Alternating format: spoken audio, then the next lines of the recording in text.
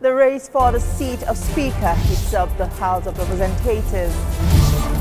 And later on the program, it must be the unanimous agreement of the House.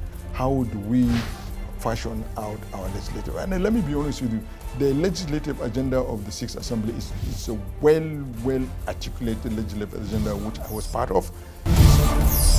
You're watching the Hala Chambers on TVC News. I am Tijesu Adu.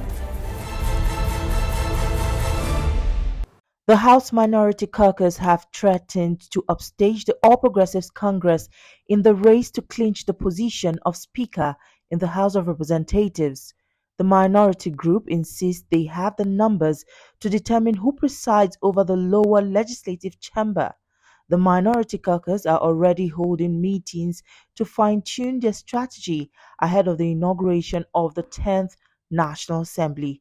This session is to enable us to network, interact and familiarize ourselves as people that the results of 2023 general election has thrown up as a new face, having numbers that gives us greater strength to deepen opposition politics and democracy. With the problems facing our country, we shall together sharpen the executive policies as they may be rolling them out. It's a great joy to see that for the first time in a long time, the opposition together has become the majority in the 10th Assembly. All of us put together are now the majority, and a greater majority for that matter.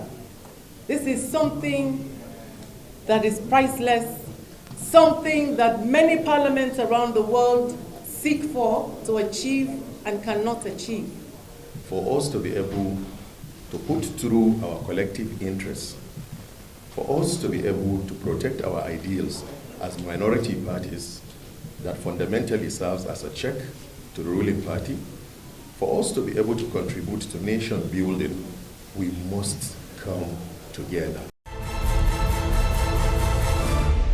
The House of Representatives is standing up strongly against calls for the establishment of an interim national government. They warned aggrieved politicians, candidates, and political parties to seek redress in court rather than inciting citizens to violence and protests. Akwa Ibom lawmaker raised this as a matter of public importance, and he got the backing of his colleagues who didn't mince words in condemning any threat to Nigeria's democracy. Interim government is not something that we should support, taking into consideration that our democracy is a young one. It is our duty to do everything within our strengths to support the current democracy that we are enjoying, to strive and then stay. The security agencies should do their work. If you are asking for a different government that is not known to law, it's treasonable felony. Nigerians have the characteristics, when they lose out, they want things to be taken back to the melting pot so that everybody will put his spoon and try his luck. Lawmakers are waiting anxiously to know what the position of the All Progressives Congress will be as a yardstick in picking who leads the parliament in the 10th National Assembly. Different groups are already jostling and lobbying for different candidates based on their track record, experience, and competence. For the race to grab the position of the Senate President, there are already about 5 senators in the fray. We have details in this report. Mr.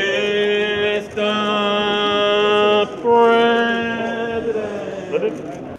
The race for the seat of the Senate President of the 10th National Assembly is getting hotter as various interest groups within the ruling All Progressives Congress are already positioning their favorites. So far, 7 political parties have won seats in the 10th Senate that will be inaugurated in June. Out of the 90 seats declared by the Independent National Electoral Commission, the ruling All Progressives Congress won 50, while the People's Democratic Party had 28. The party, with a simple majority, produces its presiding officers. As it stands, the APC is set to retain the seats of the Senate President and Deputy Senate President, which has now triggered another round of alignment and realignment of political forces within the ruling party ahead of the inauguration of the Red Chamber. Interestingly, the choice of the next Senate President may largely depend on the zoning of the office by the leadership of the ruling All Progressives Congress. Although the national leadership of the APC has not made any pronouncement on which of the geopolitical zones will produce the next president of the Senate, the clamor and agitations by various interest groups for their most preferred choice is getting louder. At this press conference, this group believes it is the region with the highest percentage of votes contributed to the emergence of the president-elect, Asiwaju Bola Tinubu, that should have the slot of the Senate President, and for them, Senator Abdulaziz Yari is most deserving. In the race for the leadership of the 10th Senate, therefore, our group has identified one man with the requisite wherewithal, sine qua non, to harmonious relationship between the executive and the legislative arms of government. That man is no other but the senator-elect from the West Central District of the Northwestern State of Zamfara, Senator Dr. Abdulaziz Abubakar Yari, the Shatima Mafara. However, this other group is calling on the ruling All Progressives Congress to allow the South-South region to produce the next Senate President, as this will be the first time since 1999 it will get such opportunity. And for them, Senator Godswill Akpabio is the right man for the job. Akpabio has demonstrated eloquently his capacity as a transformational leader, both as a member of the executive arm of government and as a legislator.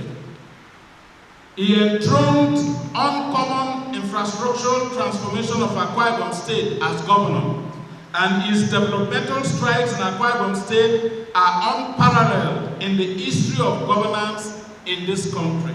He had not only all of the things I mentioned earlier, character, content, and all of that, he has also shown commitment to the party in terms of delivery, in terms of ensuring that the party wins election, which of course translated into the votes we saw overwhelmingly for the first time in a state where he's from. APC, the presidential candidate, polled almost 30%. And for the first time, a senator is being elected from the opposition party. There is another agitation and request that the position should be zoned to the southeast for equity and fairness. Since then, Southeast has not produced any other top leadership under APC. Presently, there is need to dilute the Peter Obi phenomenon in the Southeast. The need to give Southeast a sense of belonging since 2015 till date under APC.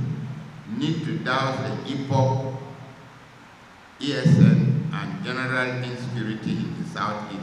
So far, Senator Orji Uzor Kalu, Senator Barau Jibrin, and many others have shown their interest in the highly coveted seat of Senate President.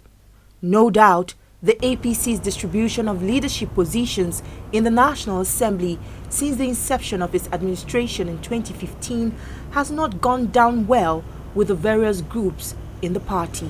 Stakeholders have now advised the All Progressives Congress ahead of the inauguration of the 10th Senate to bring the various interest groups on the same page to avoid a reoccurrence of the scenario that played out in the 8th National Assembly, which many believe was responsible for the executive-legislative rift that impeded the smooth running of the government.